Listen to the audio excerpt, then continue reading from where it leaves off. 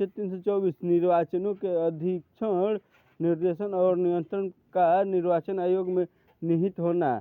अनुच्छेद 329 निर्वाचन संबंधी मामलों में न्यायालय के हस्तक्षेप का वर्णन।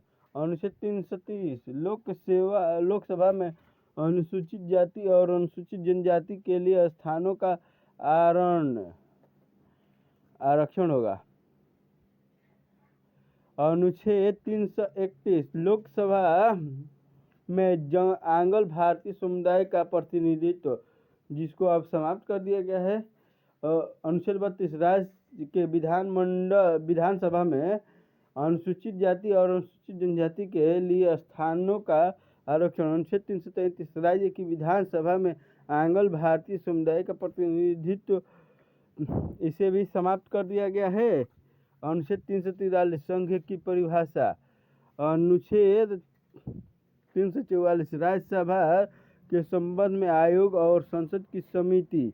अनुच्छेद 350 का प्राथमिक स्तर पर मातृभाषा में शिक्षा की सुविधाएं, जो कि अब लागू हुआ है, कस्तूरी रंगन की सिफारिश पे था। तो सबसे पहला राज्य बना है महाराष्ट्र, जिसने कि 1 से लेकर 5 तक के लिए यानी प्राथमिक कक्षा के लिए हिंदी को अनिवार्य कर दिया है। एक हिंदी के विषय में पढ़ना अनिवार्य है। ये कब हुआ?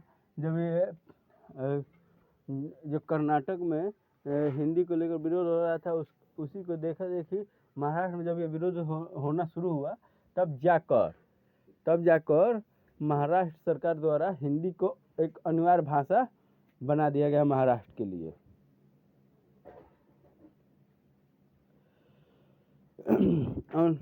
और बिहार में आपको बता दें कि बिहार में कक्षा 1 से लेकर कक्षा 3 तक या प्राथमिक तक आपको जो बच्चों की पढ़ाई होगी वो भोजपुरी में होगी।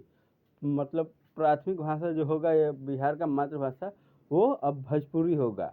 उसके बाद ही हिंदी, उर्दू जो भी भाषाएं हैं उसमें होगी।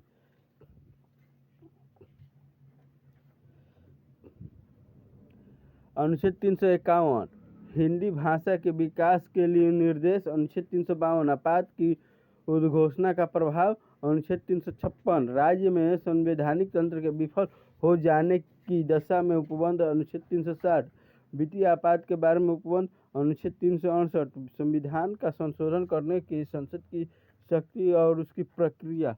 और अनुच्छेद 377 भारत के नियंत्रक महालेखा परीक्षक के बारे में उपबंध। अनुच्छेद 378 लोक सेवा आयोग के बारे में।